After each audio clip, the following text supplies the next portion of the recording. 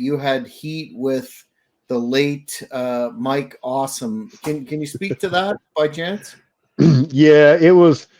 Um, I worked Mike quite a few times at ECW, and my very first time working with him, he got lost. He can't remember the match. Every time I worked with him, he couldn't remember the match, and that wasn't where the kind of the heat started. The heat actually started was years later. We were in Japan working. We were there for 01, but there was also a Hustle show coming on. Hustle was a pay-per-view where they brought UFC guys in, everybody from Japan, different promotions all worked together, but we always worked as different characters. I worked as a snow monster called the Great Samu, which was an ice character. My character was the first thing to ever make it snow inside an arena. So I got that, on my belt. But we're walking through Roppongi, and if you don't know, Roppongi is exactly like Times Square in New York, but it's only cleaner, way more people. And myself and Steve Carino and Low Key and Brian Kendrick Spanky were all walking. It's 2 or 3 o'clock in the morning, and we see Mike Awesome coming towards us. Mike Awesome was a known smoker, and you could tell he was smoked up by the way he was walking, and he had glasses on. 2 or 3 o'clock in the morning, this fool had glasses on.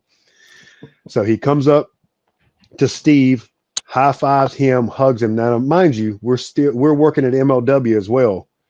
He's our champion, and we're at MLW as well. So not only have I worked him dozens of times at ECW, but had run-ins with him at MLW. He comes up to Steve, hugs Steve. What's going on, man? Great to see you. Hugs him. Same thing with Low Key, high fives, hugs him. He had never met Kendrick. Well, I can't remember if it was Spanky or Low Key he hadn't never met, but the one he hadn't met, he shook his hand. Hey, man, Mike Awesome, such an honor to meet you. For now, it's going to be Spanky. He looks at me to like high five and goes, hey, man. And Carino, who's kind of been drinking, leans over my shoulder and goes, he doesn't know who you are. So that just kind of pissed me off. It's because I was a hothead. I go, Mike, it's CW Anderson. Yeah, CW. What's up, man? And he still didn't know who I was. So the rest of that tour, I was on his ass, giving him heat for that. And that's where it just kind of started and ran with all these years. And of all the people, you don't know who I am. So the day I found out he passed away, and again, this has been, 20 years ago, maybe, since this happened, a little less, different person now. I called Carino because I found out Mike Awesome had died. And I said, hey, man, did you hear the news? He goes, no. I said, Mike Awesome died. He goes, really? I go, yeah. Steve says, how? I said, he hung himself. Steve goes, wow. I went, yeah, I can't believe he didn't fuck that up too. Oh, wow. Yeah. I know. Stiff.